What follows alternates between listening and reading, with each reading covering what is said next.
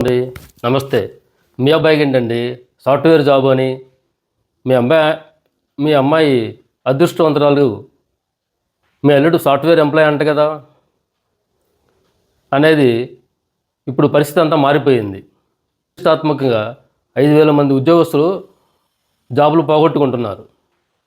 తాజాగా 23 ఏళ్ల చరిత్ర గల ఇన్ఫోసిస్ కంపెనీ 26,000 ఉద్యోగాలు తీసేయాల్సిన పరిస్థితి. మనం ఏం ప్రోగ్రామ్ చేస్తే అది ఆ ప్రోగ్రాం కంప్యూటర్ చేసే పరిస్థితి ఇప్పుడు లేదు. ఆర్టిఫిషియల్ ఇంటెలిజెన్స్ శకం ప్రారంభమైంది.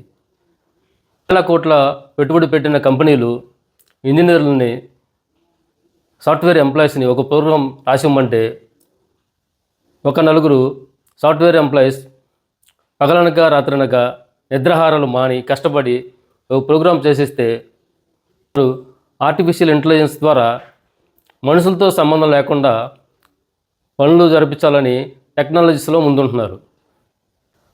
ఆ విధంగా జాబ్స్ కోల్పోతున్నారు. ప్రపంచవ్యాప్తంగా ఇన్ఫోసిస్కి 3,07,000 మంది ఉద్యోగులు ఉన్నారు. గత ఆర్థిక సంవత్సరం లాభాల్లోనే నడిచింది. అయినా సరే శకం మారి ఉద్యోగులు కోల్పోతున్నారు. Thank you. మీ అభిప్రాయాన్ని కామెంట్ రూపంలో తెలియజేయండి.